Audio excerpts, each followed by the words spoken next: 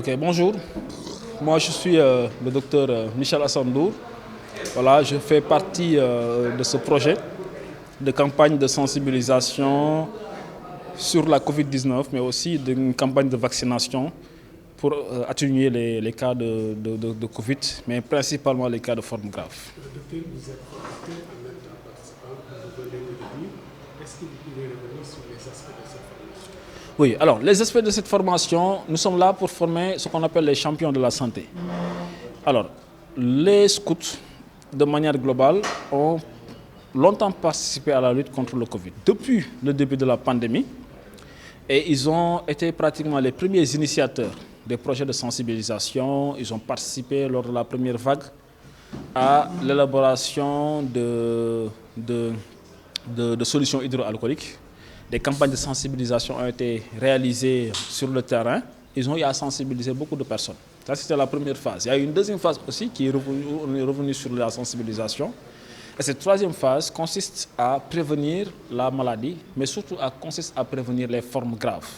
Et c'est la raison pour laquelle on est en train de former des champions de la santé pour qu'ils sachent d'abord c'est quoi le Covid, l'évolution actuelle de la situation, notamment de l'épidémie, les signes cliniques, les méthodes de prévention actualisées, les états de gravité. Mais on est revenu aussi sur une autre phase de la formation qui est l'état des vaccins. Quels sont les vaccins qui sont disponibles? Pourquoi certains vaccins ne sont pas disponibles au Sénégal? Quels sont les vaccins qui sont disponibles au Sénégal? De manière globale, on est revenu là-dessus. Il y aura aussi une deuxième phase qui va venir, c'est sur la stratégie de la communication. Par rapport aux participants, vous avez dit qu'ils sont là pour bénéficier d'une formation Oui. afin de sensibiliser les populations. Est-ce que vous pouvez revenir sur les critères de ciblage et surtout le nombre de participants? Alors, c'est un projet national qui touche les 14 régions du Sénégal. Nous avons ciblé 300 jeunes qu'on appelle champions de la santé, mais qui sont entre guillemets des relais communautaires. Nous savons qu'en matière de stratégie de communication, établie soit par l'État ou par d'autres bailleurs, on est loin d'être efficace si on n'associe pas la mise en œuvre dans ce que nous faisons, qui est complètement différente de la recherche fondamentale. La mise en œuvre permet d'accéder aux populations vulnérables, reculées, qui en réalité n'ont pas accès au système sanitaire de manière globale ou n'ont pas accès à certaines informations. C'est dans ce sens que les scouts ont décidé de former 300 jeunes qui sont des champions de la santé, qui sont des relais communautaires et qui vont nous aider, après ces formations, à sensibiliser ou à diffuser des messages qui nous permettront d'atteindre nos objectifs. Est-ce que les causeries également feront partie de cette sensibilisation? Exactement, nous avons plusieurs stratégies de communication.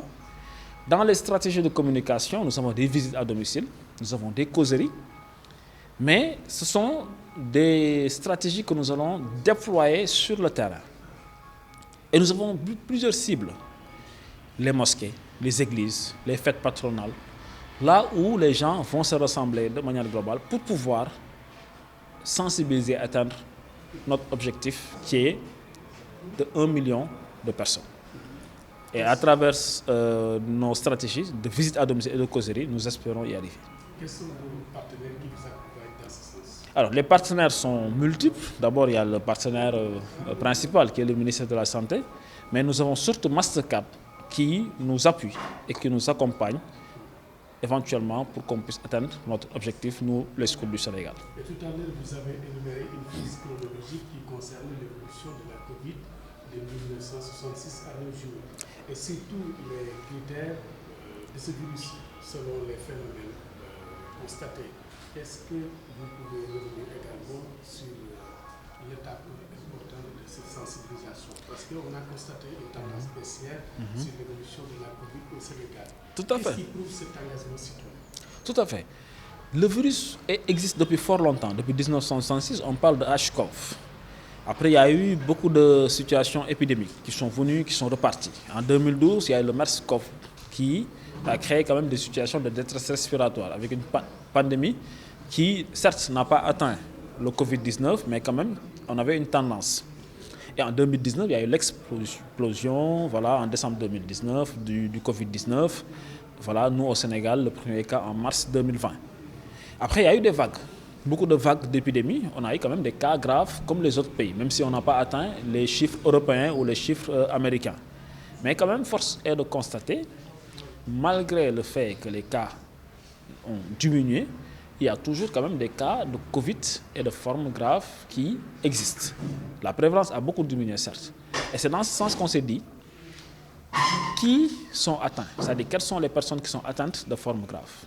Les études publiées ont pu démontrer qu'il y avait des formes graves à type chez les diabétiques, par exemple, des formes graves chez les hypertendus, des formes graves chez d'autres couches de population. Et ce sont ces personnes qui aujourd'hui ne sont pas indemnes de cette situation, peuvent attraper le Covid et peuvent se situer dans une situation grave qu'on va cibler. Cibler comment? En leur sensibilisant, en leur disant qu'il y a toujours le Covid qui peut être, voilà, qui est présent, même si aujourd'hui il y a peu de cas, et ils peuvent se retrouver dans des situations graves. Et on a quand même pu, avec un peu de recul, démontrer que le Covid, aujourd'hui, il faut surtout se baser sur la prévention. Le traitement reste toujours symptomatique. On peut mettre d'autres médicaments en cas de surinfection, mais des antibiotiques. On peut traiter par exemple des embolies pulmonaires qui sont des situations graves. Mais ça reste toujours un traitement symptomatique. Mais rien ne vaut la prévention. Beaucoup de stratégies de prévention ont été données, ont été mises en place. Mais aujourd'hui, on connaît la place de la vaccination aussi dans les formes graves. Mais avec cette tendance baissière constatée au Sénégal, pourquoi vous choisissez cette formation? Alors, on ne parle plus de Covid-19 ou bien il y a des cas, en tout cas, qui sont un peu légers. Alors, la tendance effectivement est en baisse, mais nous on s'est dit, il y a toujours des choses à faire. Vous prenez les exemples comme le paludisme. Aujourd'hui, il y a de cela 10 ans, la mortalité au Sénégal était dominée par le paludisme, par les infections de manière globale. Aujourd'hui, c'est plus les maladies cardiovasculaires. Il y a des stratégies de sensibilisation qui se font, mais néanmoins, il y a toujours des stratégies de sensibilisation pour le paludisme. C'est la même chose pour le VIH. Aujourd'hui, les ARV, les antirétroviraux, marchent dans le traitement du sida, mais il y a toujours des campagnes de sensibilisation. C'est la même chose pour le Covid. C'est pas parce qu'il n'y a plus une forte prévalence qu'il faut baisser les bras. Au contraire, c'est à ce moment où il faut agir, sensibiliser, mais surtout cibler des personnes vulnérables qui peuvent faire des formes graves. Ces personnes aussi ont le droit de recevoir des informations. C'est la raison pour laquelle nous, on s'est dit, là où beaucoup de gens baissent les bras, nous les scouts, on se lève et on continue la sensibilisation. Globalement, le nombre de participants à l'échelle nationale, ça tourne autour de combien? À l'échelle nationale, ça tourne autour de 300 champions de la santé. Oui. Quelle est la durée de cette sensibilisation? Alors, elle peut durer 6 mois à 1 an. 6 mois. Ouais. Mais pour l'instant, nous faisons focus sur une stratégie avancée, intense, de 3 mois, qui peut durer jusqu'à 6 mois. Et si le besoin se permet, on peut continuer jusqu'à 1 an. Le commissaire national au programme Jeunes et au partenariat des scouts du Sénégal est coordinateur du projet qui nous a réunis aujourd'hui.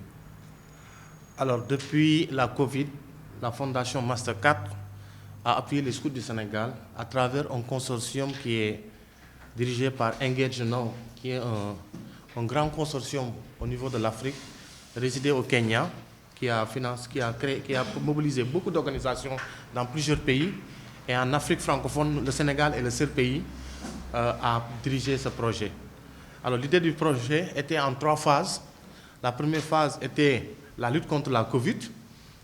Durant la période de la Covid, nous avons eu à distribuer des masques, des gels, à sensibiliser les populations, à respecter les gestes barrières. Nous avons eu à développer une campagne de communication, à nous mettre sur le terrain pour appuyer la population. La deuxième phase, c'était le vaccin. Nous avons eu à organiser des campagnes de vaccination avec le ministère de la Santé à travers la direction de la prévention et le SNEP durant les pèlerinages de Poponguine, le Magal de Touba, le Gamou de Tiawan, durant les fêtes patronales, durant les marchés, dans les garages. Alors tout cela, c'était des activités de vaccination. On a eu à faire vacciner beaucoup de jeunes, beaucoup de personnes durant ces campagnes. Maintenant, la troisième phase que nous sommes en train de faire, c'est une phase de sensibilisation. La Covid maintenant n'est plus une pandémie, mais c'est une maladie comme toutes les autres maladies. Le VIH-Sida, le paludisme, Et je tiens à préciser que la Covid n'est pas née en 2019. La Covid a toujours existé, si je ne me trompe pas, docteur. Mais ce n'était pas une pandémie. Mais c'est après que, voilà, avec le phénomène de la Chine, qu'on a eu à avoir cette pandémie. Mais la Covid était là. Il faut que vous sachiez. Covid de l'obès. Depuis yag na fi nek. Et dafa dem ba ben moment mu explosé. Et aujourd'hui, ce qu'on est en train de faire, c'est continuer la sensibilisation. Il faut, comme pandémie la won ray nañu bari, il n'est pas bien que jeex na rek alors que jeexul. Ni mu judé won baña feñ ba jéki exploser, demain ça peut l'être encore. Et c'est pour cela que nous voulons, à travers cette campagne, sensibiliser, conscientiser les populations. On n'est pas là pour dire aux gens, vaccinez-vous ou bien faites ça, mais on leur dit que le virus est toujours là. Qu'ils se prennent garde. C'est comme aujourd'hui le paludisme. On voit que presque le paludisme, ça devient très rare, mais pourtant ça existe. Et on fait des campagnes de sensibilisation. Rougeole, même chose. Le VIH-Sida, même chose. Et avec la Covid, on sort récemment. C'est en 2019-2020. C'est en 2021. On est en 2023. Ça peut ressurgir n'importe quel moment et ça peut nous arriver. Voilà, c'est pourquoi nous faisons cette campagne. Alors, comme je l'ai dit, les scouts avaient participé à un consortium avec d'autres organisations qui étaient gérées par Engage. Mais en 2023, le bailleur nous a dit, je veux maintenant travailler directement avec vous. Et pour cela, je vais vous financer directement et on va faire une phase test. Et cette phase test a commencé depuis le 5 juin et se termine le 31 août. 3 mois. Le bailleur nous a dit pendant 3 mois, je vous regarde. Je veux savoir comment vous allez vous organiser. Et si ça passe, maintenant, nous allons continuer à travailler sur d'autres thématiques. C'est pourquoi vous n'allez pas voir derrière, on a dit des champions de la santé. Parce qu'après cette activité, cette campagne, nous allons travailler maintenant sur d'autres thématiques. On peut toucher les maladies tropicales négligées, on peut toucher la tuberculose, on peut toucher le paludisme, on peut toucher le VIH-Sida. Mais pour cette phase-là, nous, on s'est dit, on va mobiliser 300 champions. Vous êtes 300 au niveau du Sénégal. Dans chaque région scout, nous avons mobilisé des jeunes scouts et d'autres jeunes dans les 14 régions du Sénégal. Aujourd'hui, à Thiès, il y a la région de Thiès et de Diourbel. Aujourd'hui, à Mour, il y a la région de Fatick et le département de Mour. Aujourd'hui, à Ziguinchor, il y a la région de Ziguinchor, Sédhiou et Kolda. Demain, à Kaolack, il y aura la région de Kaolack, Fatick, Kaffrine et Tambacounda, Kaolack, Kaffrine, Tambacounda et Kédougou. Et nous aurons dans les 6 régions du Sénégal, scouts, toutes les régions mobilisées. Et vous serez au total 300 champions. Et ces 300 champions auront pour rôle de mener des activités de sensibilisation. Aujourd'hui, vous êtes là pour être formés. Comme l'a dit Dr Michel, vous aurez à bénéficier de formations sur la Covid, parce que vous allez communiquer sur la Covid, sur la santé. Vous irez sur le terrain, sensibiliser les populations. Vous irez sur le terrain, distribuer des flyers. Vous irez sur le terrain, visiter les familles. Vous irez sur le terrain, organiser des causeries. Et c'est la raison pour laquelle on s'est dit il faut qu'on vous forme d'abord sur comment parler de la Covid. Parce que et c'est ça l'objectif de notre rencontre aujourd'hui. Durant toute la journée, vous serez formés sur la Covid. Prenez le temps de prendre note, écrivez, remplissez-vous de connaissances, parce que vous irez sur le terrain. Après cela, le soir, nous allons vous apprendre comment faire des causeries. Parce que vous allez faire des causeries avec d'autres jeunes. Vous allez visiter les familles. Vous allez aller dans les mosquées, dans les garages, dans les stades, même durant les Noëtans, vous irez pour sensibiliser les populations pendant ces 3 mois-là. Et on veut vraiment que nous puissions toucher 1 million de personnes à travers notre sensibilisation. Nous le pouvons si nous sommes engagés. Si chacun d'entre vous touche presque 100 personnes, vous êtes 300, ça fait combien? Hein? Ça fait 3 millions. Tu vois, c'est possible. C'est possible, non? On peut toucher 1 million de personnes. Et chacun d'entre vous peut toucher 100 personnes. Dans nos familles, nos familles nombreuses là et heureuses, on peut avoir plus de 100 personnes. C'est ça, non? Voilà, et c'est ce qu'on veut, toucher le maximum de population. Mais, comme on le dit, vous êtes les champions. Vous êtes les ambassadeurs de la santé. Vous ne devez pas vous limiter à dérouler des activités. Vous devez sensibiliser les populations. Vous devez être des modèles. Il ne faut pas aussi que vous sortez ici, on vous dit c'est quoi la Covid, ou bien quels sont les types de vaccins. Il faut que vous ayez la bonne information beaucoup sur cela. Et demain, si ce projet réussit, on va continuer avec vous parce que vous avez été fort. Je m'appelle Maurice Prosper Diatta, je suis commissaire national au niveau de la branche verte, c'est-à-dire que je suis le commissaire au niveau national qui se charge des adolescents. Monsieur Diatta, vous faites partie des participants de cet atelier de formation sur la sensibilisation concernant la pandémie de Covid-19. Comment vous appréciez telle activité? Voilà, je pense que l'activité-là, elle vient à son heure. Et comme vous avez même remarqué, on a tendance à croire que le Covid n'est plus. Donc les gens ont tendance à croire, mais peut-être même c'est quoi la nécessité de venir peut-être se dire une activité de formation dans le cadre d'une campagne de sensibilisation par rapport à la Covid-19 alors qu'on ne parle plus de la Covid. Mais elle vient à son heure, comme on le dit. C'est-à-dire que ce n'est pas l'heure de baisser les bras, ce n'est pas l'heure vraiment de dormir sous nos lauriers pensant que c'est un acquis. Le virus, il est toujours présent et il est temps que les gens prennent conscience de cela. C'est là, dans ce cadre que les scouts s'engagent à rappeler la population pour les faire comprendre que oui, on n'en parle plus, mais les gestes qu'on a longtemps quand même gagnés. Je pense que le virus, ou bien le coronavirus, nous a appris beaucoup de choses.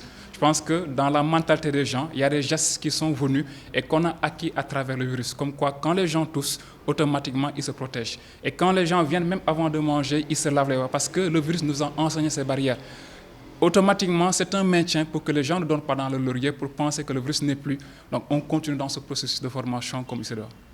Est-ce que vous êtes prêt à mener cette activité citoyenne aussi